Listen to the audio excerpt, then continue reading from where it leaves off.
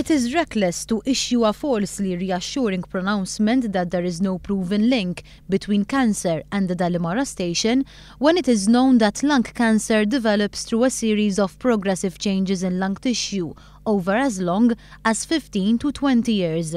Din hija d-dikjarazzjoni tat-tabib George De Bono f'ittra fuq il-ġurnal The Times dwar l-ażma u l-kanċer li oriġinaw minn tniġġis tal-arja. It-tabib De Bono kienet jirreaġixxi għall-istqarrijiet tal-gvern illi m'hemmx rabta bejn il-mart u l-emissjonijiet mill-power stations.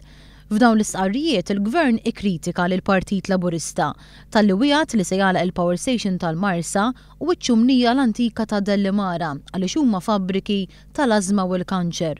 Mhux l-istess jaħsibha iżda it-tabib George De Bono illi fuq The Times qal li l-evidenza xjentifika bejn l-emissjonijiet taż-żejt u l-mart ma tistax tiġi miċħuda. Jgħid li irrispettivament mis-sors tal-informazzjoni li ħareġ id-Dipartiment tas-Saħħa ir-riżultati f'Malta juru sitwazzjoni inkwetanti. It-tabib George De Bono jgħid li pajjiżna għandu rata għolja ħafna ta' kura għall-ażma u li r-residenti tal-Fgura, Raħal Ġdid, Ħal Tarxien, Santa Luċija u l-Kottonera qed jiddaħħlu aktar ta' spiss l-isptar. Isemmi studju ieħor li juri kif l-inċidenza tal-ażma fil-Fgura kienet l-ogħla fid-dinja kollha, b'eċċezzjoni għal Melbourne fl-Awstralja. Dr. De Bono jiddikjara li l-ġenerazzjoni tal-elettriku f'Malta hija ferm il-bot minn sitwazzjoni ideali għaliex mezzi aktar notfa kważi qatt ma ntużaw f'pajjiżna.